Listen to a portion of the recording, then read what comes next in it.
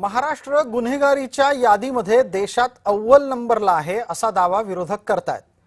महाराष्ट्राच्या मुख्यमंत्र्यांनी आणि गृहमंत्र्यांनी हा दावा खोडून काढत राज्य पहिल्या स्थानावर नाहीये, 7व्या स्थानावर आहे असं म्हटलेलं आहे। अर्थात गृहमंत्री फडणवीस यांनी महाराष्ट्राचा गुन्हेगारीतला 7वा क्रमांकही भूषणावह नाही हे सुद्धा सांगितलं।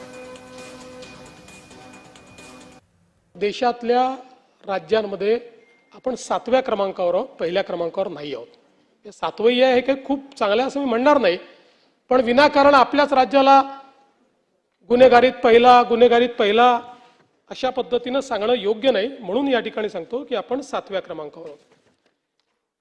आणि आपण जर बघितलं क्राइम अगेन्स्ट विमेन, महिलांच्या विरुद्ध जे अपराध आहेत त्यामध्ये महाराष्ट्र 9व्या क्रमांकावर आहे, तिथेही पहिल्या क्रमांकावर आपण नाही।